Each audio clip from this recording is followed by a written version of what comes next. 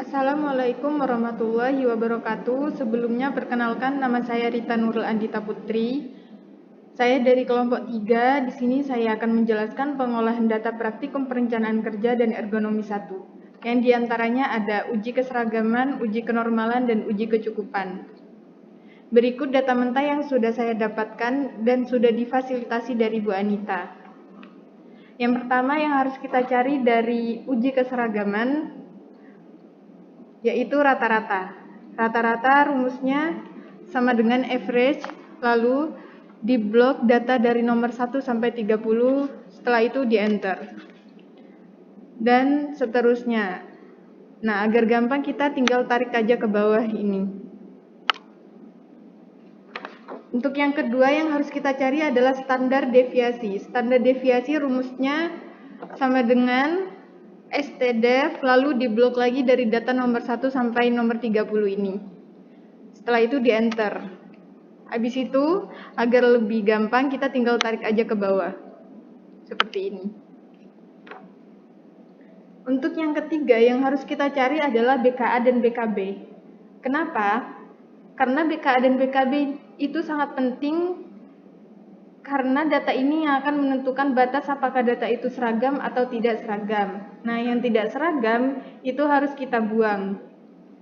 Rumus dari BKA sama dengan rata-rata ditambah 2 kali standar deviasi. Itu rumus BKA. Hasilnya ini. Nanti kita tinggal tarik aja ke bawah. Lalu untuk BKB, rumusnya sama dengan rata-rata dikurangin 2 kali standar deviasi, lalu di enter. Setelah itu kita tinggal tarik juga ke bawah.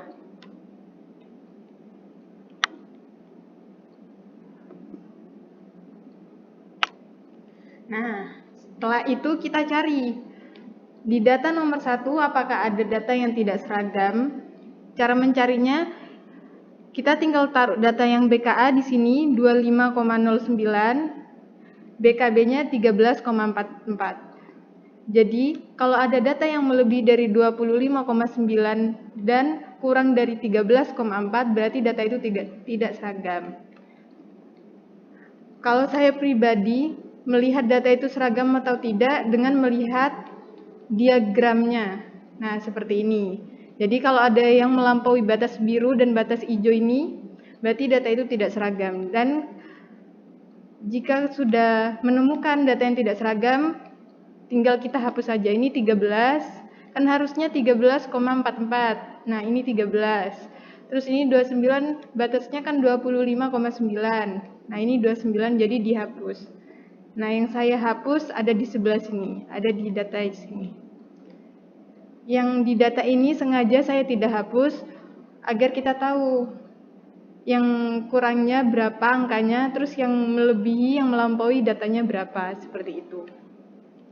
Nah, yang kedua untuk uji kenormalan. Untuk uji kenormalan, yang pertama kita tinggal copy X-nya. Dari panjang kepala ini, kita copy yang dari sebelah sini. Sebelah sini sampai data ke-30 kita copy, taruh di panjang kepala sini datanya. Setelah itu, kita urutkan dari yang terkecil sampai ke yang terbesar. Caranya tinggal kita blok saja. Kita blok, lalu kita klik ini, short. Habis itu kita klik yang paling atas ini. Klik yang nomor 2. Lalu short. Nah, berhubung ini kemarin sudah saya perbaiki, jadi ini sudah urut dari yang terkecil sampai ke yang terbesar. Lalu kita untuk uji kenormalan, mengetahui itu normal atau tidak, kita harus mencari ZI-nya. Rumus ZI itu ZI sama dengan X dikurangi X bar dibagi S. Jadi X-nya itu datanya, lalu X bar-nya itu rata-rata, dibagi standar deviasi. Nah, seperti itu. Lalu kita enter. Agar data itu tidak berubah-ubah, kita harus kasih simbol dolar di sini dan di sini juga. Jadi pas nanti kita tarik, datanya tidak berubah-ubah, seperti itu. Tinggal kita enter, lalu kita tarik ini ke bawah agar mengikuti. Nah, seperti itu. Lalu yang kedua, kita cari FZI. Untuk FZI, kita pakai norm dis. Sumpama seperti ini ya, sama dengan norm dis. Nah, setelah itu dalam kurungnya kita tinggal ngikutin yang di dalam ini saja. X, terus tanda titik koma min itu rata-rata, lalu titik koma standar deviasi, lalu kumulatifnya kita pakai 1. Jadi X, lalu titik koma, sebentar. Titik koma, lalu standar deviasi, rata-rata dulu ya, rata-rata, habis itu titik koma lagi standar deviasi, titik koma lagi 1, lalu ditutup kurung, enter. Seperti itu.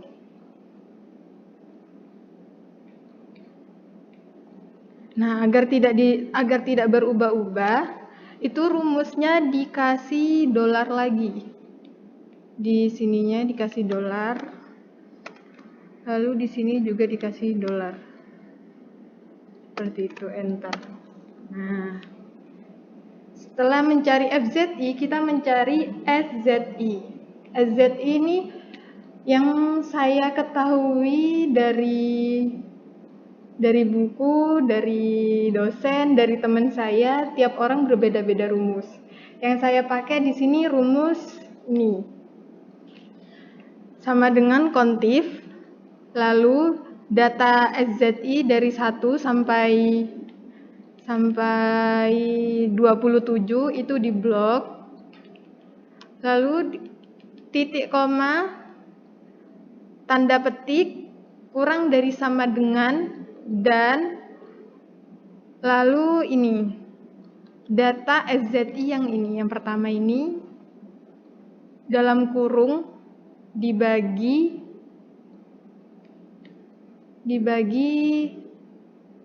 jumlah datanya. Nah, itu dibagi jumlah data, hasilnya ini. Nah, jangan lupa di setiap depannya ini juga dikasih tanda dolar agar tidak berpindah-pindah angkanya. Seperti itu. Lalu yang terakhir kita mencari mutlak FZI dikurangi SZI. Rumus mutlaknya sama dengan ABS dikurangi ini FZI dikurangi SZI ya. Lalu di enter. Tinggal kita tarik juga ke bawah. Nah, di sini yang saya kasih kolomnya yang saya kasih warna kuning karena datanya itu yang sebelumnya tidak seragam. Jadi jumlah datanya yang pas diuji keseragaman 30, diuji kenormalan menjadi 27, seperti itu. Lalu kita cari Lmax. Lmax itu bisa disebut juga dengan L hitung. Rumusnya sama dengan max, lalu kita blok